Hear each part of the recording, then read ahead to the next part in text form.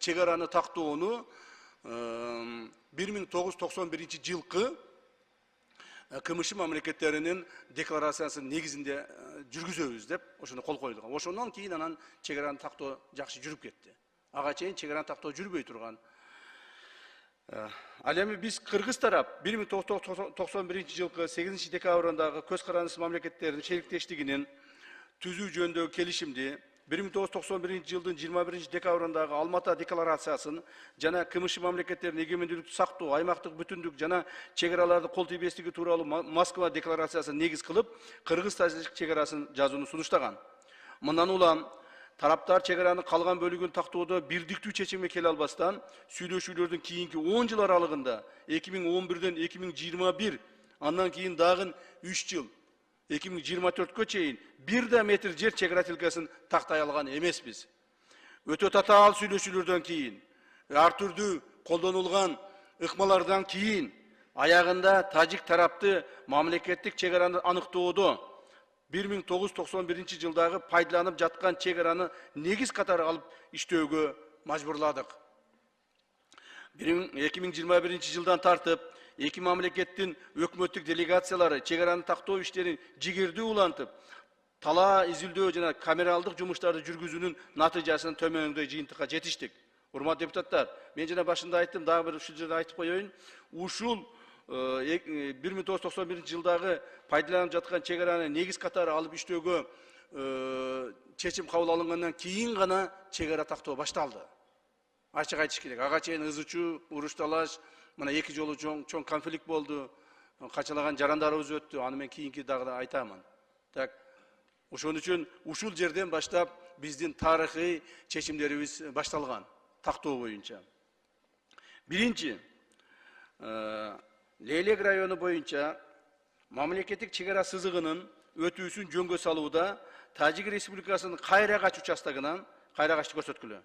Кыргыз Республикасынын пайдасына 155 га жерлер алынды. Андан сырткары Тажик Республикасынын 35 га аянты менен Кайрагач анклавы да алынды.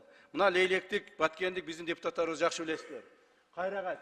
Мына бул жер, мынау бардыгы ушол эмелердин, тажиктердин жери болуп турган. 155 га жер. Так, ушуну биз алдык. Анан мынау жерде 35 га жер бул анклав болуп турган. Бул да тажиктер ушул биздин жерибизде ээлеп турушкан. Конечно, бул тактал элек болчу, бирок ошого чейин булар биз дагы мындай документальный эмес, юридический эмес, бирок моральный биз дагы буларга макул болуп жүргөнбүз. Туура 35 гектар жер силердики, 155 гектар жер силердики деп. Ушул жерде булардын заставасы бар эле, Бу жерде заставасы бар эле булардын. Каерде эле ушул жерде, муну жерде экен. Мына точка ушул жерде болчу. Мына ушул жерде булардын заставасы бар эле. Тигили буларды полностью карап турушкан. Анан мына жер, бул жерде биздин айылдар бар эле. Бул айылдарда бир 10 чакты түтүн бар эле. 10 чакты түтүн, бирок 10 чакты түтүнүн ичинде жалаң бул жерде эмелер, кыргыздар жашачу. Ой, микрофон алып келбейсиңерби? Шуну алып келип койсуң. Мен баягы микрофонго сүйлөп атам деп сүйлөй берген турбаймынбы? Урматтуу депутаттар, кечиресиздер, мен микрофонго сүйлөп атам деп сүйлөй берипмин. Мына Кайрагач деген жер тажиктердин жери болчу. Бул жерде тажиктердин заставасы бар эле. Так. Анан бул жерде 10дон ашык үй бар эле. Бул үйдө жалаң кыргыздар жашачу. Бирок тажиктер мына заставадан келишип, бул жерлерди толук карап турушкан. Мына бул биздин эмеге кулундуга кеткен жол. Мына кулундуга кеткен жол. Мына могул жерде биздин эмебиз бар, жанагы пост, азыркы күндөгү пост. Азыркы күндө могул жерде Кайрагач посту, биздин Кайрагач постубуз жана алардын Кайрагач посту. Ушул жерде турат. Муну мен кийинчерээк айтып өтөм, бирок азыр сразу эле айтып коеюн, уже посту биз булардын постун 1,5 километр бияка жылдырдык. Эми Кайрагачтагы пост, Лейлектиктер угуп алыңыздар. Кайрагачтагы тажиктердин посту 1,5 километр бияка кетет. Эсиңердеби, могул жерде Лейлек деген пано бар эле. Ошол Лейлек деген панону берип салдыңар тажиктерге деп ызычуу болуп атканбыз. Так, эми булар биздин жолдун түбүндө бу жерде посту бар эле. Ушул постуну 1,5 километр мынаяка жылдырып, эми посту мынаяка жылат. Biz dagы постубузду бирок бу жерде куруп койгонбуз стандартный кылып, но мен азыр предлагать этип атам, мен акчабыз кетсе дагы бул посту жок кылабыз дагы. Biz дагы постубузду буяка жылдырабыз могул жерге. Могул жерде кыргыздын посту болот, бул жерде тажиктин посту болот. Вот и все. Ушинтип, мына жерди биз алдык. Эң важный жер болчу бул жер суулуу жер. Суу келет, толук суу келет. Толук сонун айдоо жерлери. И мына 35 гектар жерди алдык. Так. Ошону менен биз ошондо 190 biz ошондо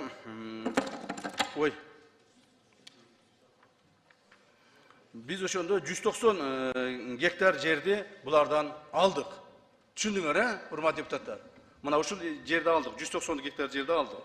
Эми Лейлек району Кайрагачтан 155 гектар жерлер алынды, андан сырткары Тажик Республикасынын 35 гектар аянты Кайрагач анклавы деп алынды. 190 гектар жерди булардан алдык. Ушу Кайрагач участогунда. Муну сиз жакшы билесиз, Камилет Алиева, Миргүл бар эле бу жерде, дагы ким бар эле? Чыңгыз бар эле. Ушул депутаттар жакшы билет. Айжигитов деле жакшы билсе керек муну. Депутат болуп, бирок Айжигитов ал жака көп барган эмес экен, ошон үчүн ал жакшы билбей калыштыр мүмкүн. Муна. Анан мурда Лейлек районунун Кайрагач участогунда Лейлек деген жазуу пано Тажикстанын азыркы Кайрагач постунун жанында болчу. Мына могул жерде эле. Биздин Лейлек деген эмебиз могул жерде болчу. Могул жерде болчу, где-то посттун арт жагында болчу да. Эсиңерде? Баягы кулундулуктар, кайрагачтыктар, ошол лейлектиктер айта берчү. Бизди мына Лейлек деген жазууну тажиктерге калтырып койдуңар. Тажиктер ошонун өтүп келип бизге пост куруп алды деп. Туура ошондой болгон. Көрдүңөрбү? Биздин жерибизге келип чоң заңкыйган постун куруп алып алышкан. Бир дагы ушуга чейинки бийлик жок андай болбойт деп айта алган эмес. Туугандар. Эми ошол пано мына Лейлек району ошол убакытта Лейлек району эли тарабынан силер жерди тажиктерге берип жибериңиздер деген дооматтар өтө көп болгон. Өтө көп болгон. Бүгүнкү күндө чек ара сызыгы ошол Лейлек деген жазуу пано турган жерден 1600 метр ылдый тарапка жылдырылды. Жана тажик тараптын Кайрагач өткөрмө пункту да бизде калды. Алар пункту да бизде калды. Эми алар өздөрүнүн аймагына жаңы өткөрмө пунктун курушат. Мен баягы айткандай, дагы кайталап айтып койсо эч нерсе болбойт. Могул жерде биздин өткөрмө пунктубуз бар, чоң таможня пункттарыбыз бар, стандарттын салынган.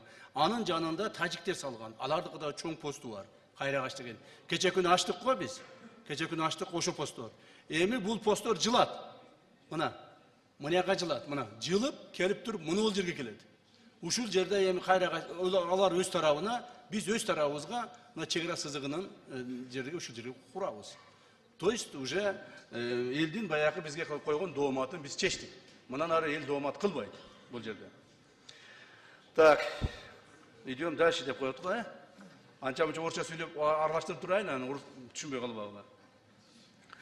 Ал жерлердин ордуна эми 190 гектар жерди алдык да, туурабы? Эми ал жерлердин ордуна бир нерсе беришибиз керекпи? Беришибиз керек да.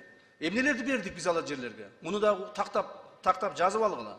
Кийин анан көп берип бирдиңер, аз берип бирдиңер, же стратегиялык жакты берип бирдиңер деп билбей туруп айтып койбоңуздар. Мына биринчиден ал жерлердин ордуна Кыргыз Республикасынын Саада айылын бердик. Сааданы көрсөткүлө. Саада айылын бердик. Саада айылы мына. Мына Саада деген айыл. Мына Селкан каналы.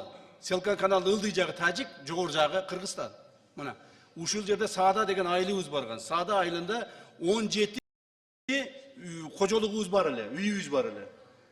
Качан болсо, конфликт болсо, бияктан мына тажиктерден, мына тажиктердин айылдары келет эле дагы ошол 17 үйдү күйгүзөт эле. Ошол жерден адамдар жабыртатат эле. Булар бардык бияк качып чыгат эле, мына кулундуга качып чыгат эле. Так. Анан кийин кайрадан барып, бу жерде үйлөрдү оңдоп, кайрадан жашамыш болуп, бирок бул жерде адамдар толук жашабайт эле. Селканын ылдый жагында. Ушул жер бизге керек эместигин биз байкадык. Жана чек ара мына Селкан менен болсун, Селкан каналы менен болсун деп туруп, ушул максатта мына 21 га Саада участогун аларга бердик. Бул бир. Экинчи Разак участогу. Мына Разак участогу. Бул дагы каналдын ылдый жагына жайгашкан. Мына каналдын ылдый жагына жайгашкан, мына Разак айылы агарып беле, мурдагы агарып беле. Разак